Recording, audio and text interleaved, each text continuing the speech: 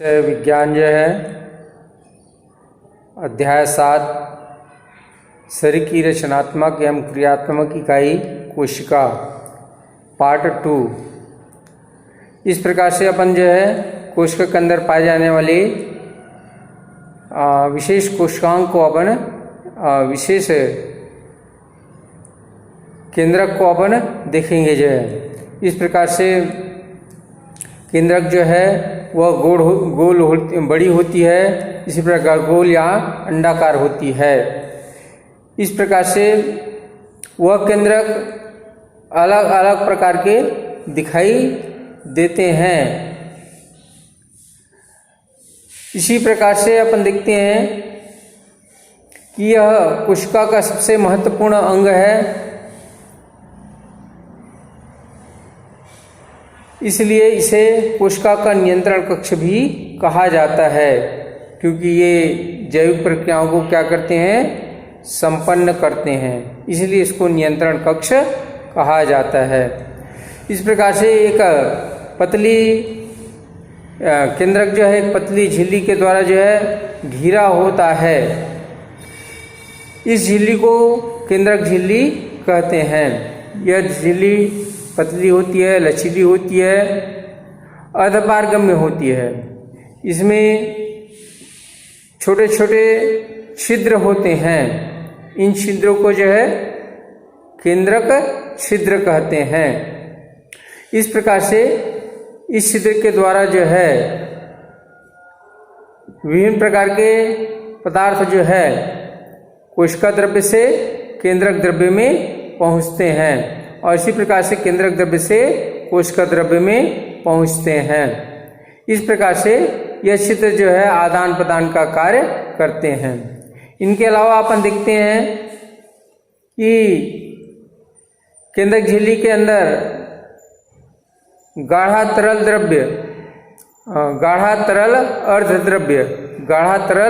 अर्धद्रव्य भरा होता है, जिसे केंद्रक द्रव्य या न्यूक्लियोप्लाज्म कहते हैं। थोड़ा सा जानकारी यहाँ पर दिया गया है विभिन्न कोशिकाओं की खोज के लिए जो है। पहला दिया गया है 1831 में रॉबर्ट ब्राउन ने जो है कोशिका के केंद्रक का खोज पहले किया। उसके बाद अपन देखते हैं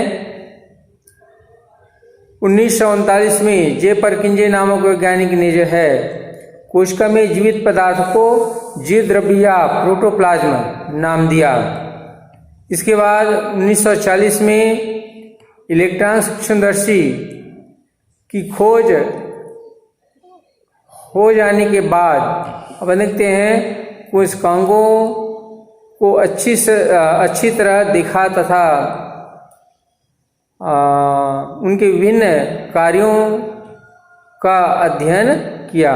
इस प्रकार से अपन देखते हैं केंद्रक द्रव्य में महीन धागों के समान जाल जैसी जो है रचना, महीन जाल जैसी रचना या महीन धागों के समान रचना जो है पाई जाती है। इन रचनाओं को जो है क्रोमेटिन जाल कहते हैं। इन रचनाओं को क्रोमेटिन जाल कहते हैं। कोशिका विभाजन के समय क्रोमेटिन जाल जो है वह छोटे हो जाते हैं या छोटे हो जाते हैं और मोटे हो जाते हैं, छोटे और मोटे हो जाते हैं। इस प्रकार से यह गुणसूत्र कहलाता है।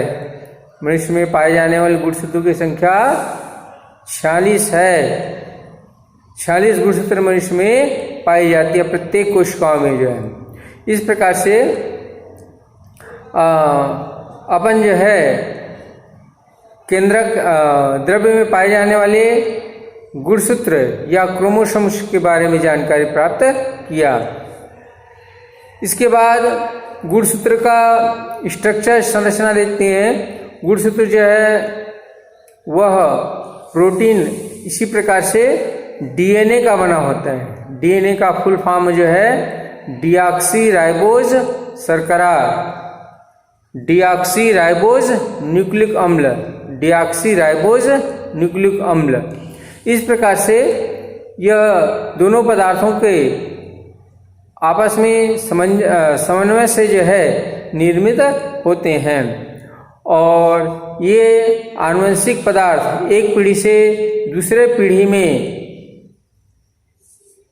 तक पहुंचते हैं। ये आनुवंशिक पदार्थ पीढ़ी दर पीढ़ी क्या होते हैं, स्थानांतरित होते रहते हैं, जाते रहते हैं। इस प्रकार से अपन देखते हैं गुणसूत्र जो है आनुवंशिक पदार्थों का क्या है, वाहक है। केंद्रक द्रव्य में गोल या अंडाकार रचनाएं पाई जाती हैं। केंद्रक द्रव्य के अंदर गोल या अंडाकार रचनाएं पाई जाती हैं। इन रचनाओं को इन कोशिकाओं को जो है केंद्रिका या न्यूक्लियोलस कहते हैं। केंद्रिका या न्यूक्लियोलस कहते हैं और ये कोशिका के विभाजन में क्या करती है, सहायता करती है। इसके बाद अपन आगे जाते हैं। कोशिका यूकेरियोटिक कोशिका तथा प्रोकैरियोटिक कोशिका दो प्रकार की होती है। इसके बारे में जानकारी प्राप्त करते हैं। तो इस प्रकार से सामान्य कोशिका जो पाई जाती है इसमें माइटोकॉन्ड्रिया है, गाल्गी बॉडी है, एंडोप्लाज्म रेटिकुलम है, सेंट्रोसोम है या राइबोसोम है, विभिन्न प्रकार के कोशिकांग पाई जाती है। तो इस प्रकार से ये क्या कहलाते हैं, यूकेरियोटिक कोशिका। यूकेरियोटिक कोशिका में जो है सभी कोशिकांग उपस्थित होते हैं। इसके बाद दूसरा देखते हैं कि कुछ कोशिका में जो है यह कोशिकांग जो है उसका अभाव होता है। तो इस प्रकार से यह सरल होते हैं। इस प्रकार से इसको प्रोकैरियोटिक कोशिका कहा जाता है। इस प्रकार से प्रोकैरियोटिक कोशिका और यूकेरियोटिक कोशिका, यूकेरियोटिक कोशिका में सभी कोशिकांग पाए जाते हैं और प्रोकैरियोटिक कोशिका में विभिन्न कोशिकांग अनुपस्थित होता है, नहीं पाई जाती जो है। इनके अलावा अपन देखते हैं कि सूक्ष्मजीवों में सुस्पष्ट केंद्रक का अभाव होता है। यह केंद्रक झिल्ली न होने के कारण जो है आनुवंशिक पदार्थ डीएनए जो है यह कोशिका द्रव्य में रहते हैं, बिखरे रहते हैं। इसके बाद अपन देखते हैं कि केंद्रिका भी अनुपस्थित रहती है। केंद्रक में पाए जाने वाली केंद्रिका भी अनुपस्थित रहती है। इन कोशिकाओं में कई महत्वपूर्ण कोशिकांग जैसे माइटोकॉन्ड्रिया, गाल्गी बॉडी, एंडोप्लाज्म रेटिकुलम, गाल्गी का ये विभिन्न प्रकार के कोशिकांग जो है नहीं पाए जाते जो है। इसीलिए इनको प्रोकैरियोटिक कोशिका का नाम दिया गया है। इस प्रकार का उदाहरण जो है हमको जो है कुछ सूक्ष्मजीवों जो है जैसे जो है बतलाया गया है, जीवाणु जो है और नीलहरित शैवाल साइनो जीवाणु आदि में जो है पाए जाते हैं।